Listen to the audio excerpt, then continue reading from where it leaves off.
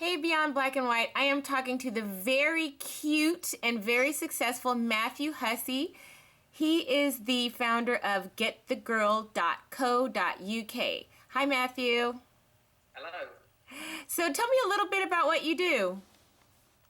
So I run a company, Get the Guy, which specializes in helping women in their love lives, both understanding the male mind and what guys are all about, but also understanding the strategy that's going to get them more results with men so that they can have the love life they want. And how did this all come to be? I mean, how long have you been around? I've been doing Get the Guy for close to 3 years now. I've been coaching people for close to 9 years, but Get the Guy has been the last 3 years. Before that, I was actually coaching guys almost exclusively. That was what gave me so much insight into women. Was basically when I first started out with women about 3 years ago, I had coached around 10,000 guys. And in doing so, I'd learned so much, not just about women, because obviously I was taking guys out and getting them to try things and getting them to really go and be more confident around the opposite sex. And I'd get to observe women when I did that. But I also found out a hell of a lot about guys, how guys operated, what they were all about. And so when I first came to women, I said, look, it's not that I know you, it's that I know guys. I know why they do what they do. I know why they will call this person and not this person. Why they see this woman as the friend and this woman as the girlfriend. Why they see this woman as a sexual partner but will never see her as someone that he'd settle down with. Why he can see one woman as someone he'd settle down with for 7 years but still not call it a long-term relationship and still not decide to go on a deeper level and maybe marry that person. I said, I know all this stuff because I spend so much time around guys. And people often in my work, they say to me, Matt, you're a guy, which is great because you must know guys. But the truth is, being a guy doesn't mean that I know all guys any more than being a woman means you know all women.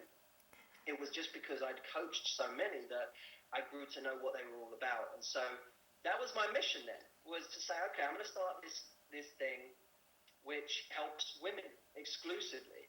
And I'm so close to the women in my family and the women that I'm close to, that it started off as almost a personal mission to help them, and then it just grew and grew and grew to the point where now today we've been able to reach close to 3 million women across the world through my live events, tens of thousands, and it's just been the most incredible journey. That's where we are today. So tell us a little bit about the insight into guys. You talk about what makes a guy do what he does, like what makes a guy call after sex, and want to pursue a relationship, and what makes a guy decide to call things off. So let's just go through one at a time because I'm fascinated by all this. Okay, typical scenario: a guy comes on strong, really strong at first. The girl may not even necessarily be that interested, but he pursues her with vigor. And when she finally starts to, have some feelings for him, he backs away. So what is that about? Why does that happen? You're So smiling. women act very differently around the guys they like than they do around the guys they don't like. And this answers most of the questions that relate to what happened. Every guy I like doesn't want me, or I scare him off. And you have the classic scenario of every woman saying, every guy I don't want wants me. It's like the guys that I want, they're nowhere to be seen, and the guys I don't want give me all the attention in the world. How do I reverse that? Well, firstly, you have to understand that we act extremely differently around the people that we actually want. And very often that leads to negative results, because you can have this guy who's chasing this woman, not because she doesn't want him. That's it. Whole hard to get thing. Like, I've never once been turned on by someone who didn't want me. That we just love women who treat us like crap. No, that's not true. We look at someone and we like it when they're not seeking our approval, when they're just doing their thing. And that's what creates attraction. So we might then start to get closer to that woman and try and try and actually get her attracted to us, take her out. And if we're persistent enough and charming enough, then maybe she's going to reciprocate. And she's going to suddenly decide to let that guard down and say, okay, I like you too. But usually at that point where someone says, I like you too, mentally they change. There's a shift. And that shift means that they start becoming validation seeking. They start seeking someone's approval where they didn't before. So now you've got this woman who this guy saw as really high value, suddenly looking like a different person. And this is the point where a lot of guys get scared off. The big mistake that women often make is once they decide they like a guy, they then start to invest a huge amount up front.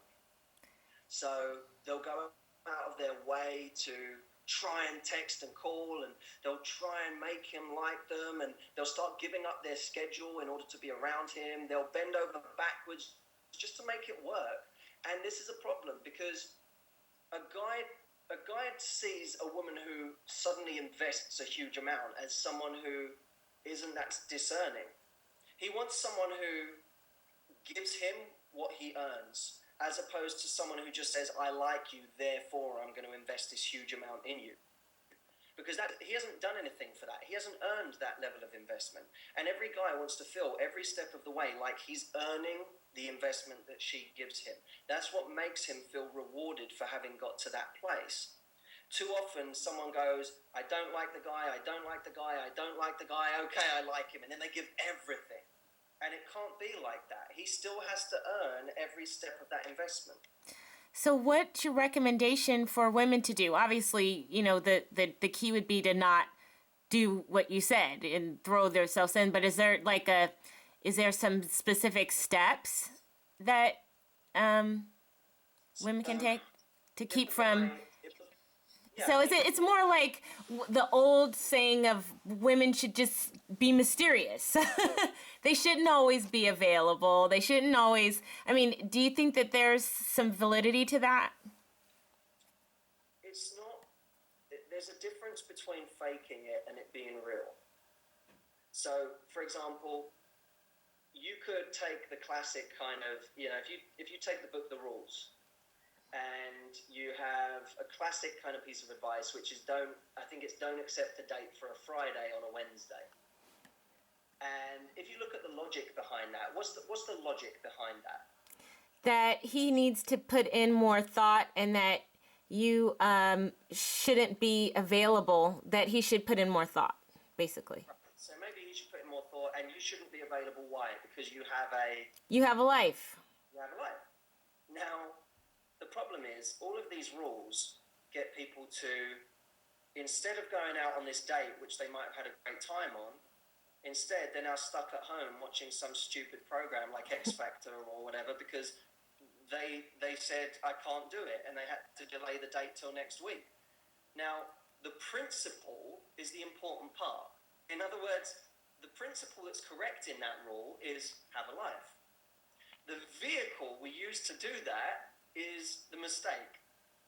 In other words, rather than spend our energy trying to fool someone into making it look like we have a life, we need to spend our energy on having a life.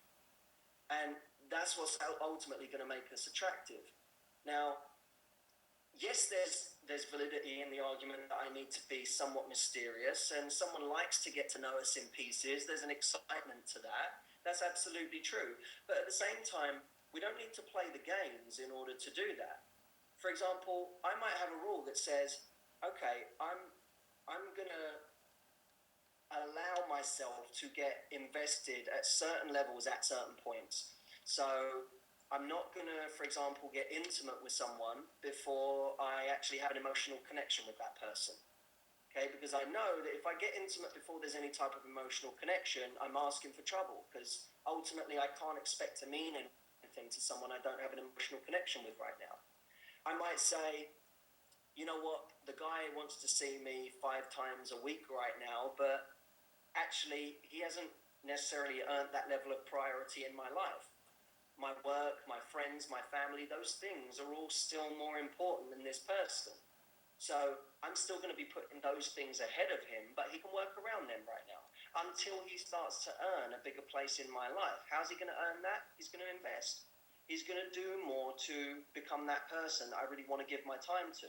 And at the point where he becomes that important, then I might actually start rearranging things for him. But that's not going to happen until we really get there. Yeah, that's a really good point.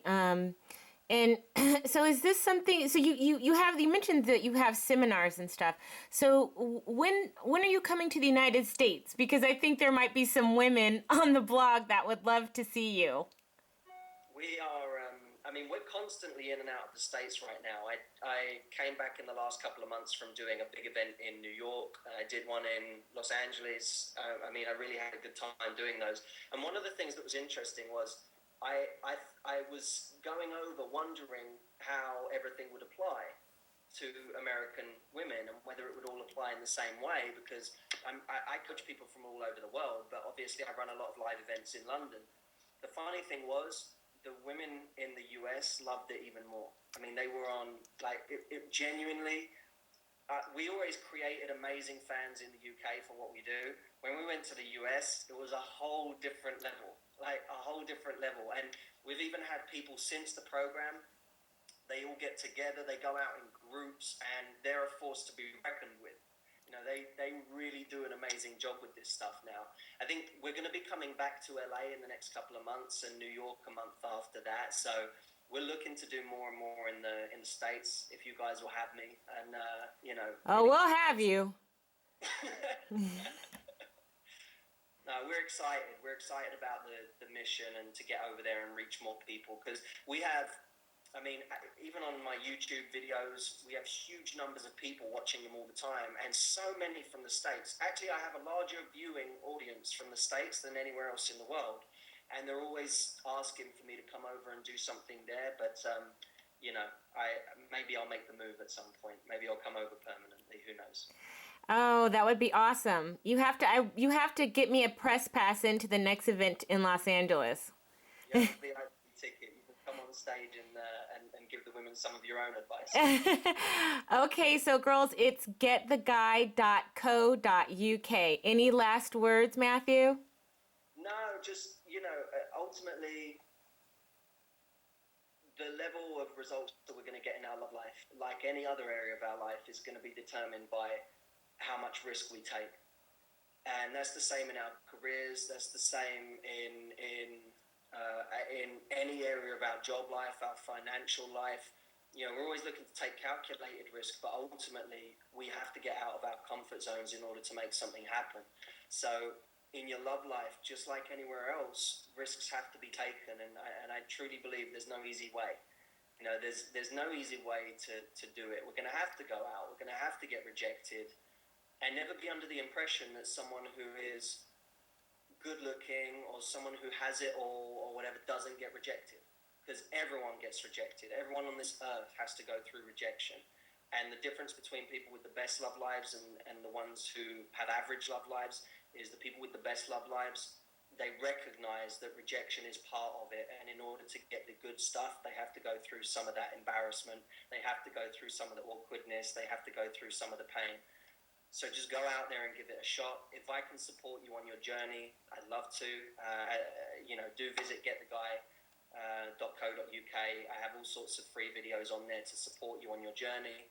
And I really hope to see you in person sometime. All right, thank you. Thank you very much. That was really good.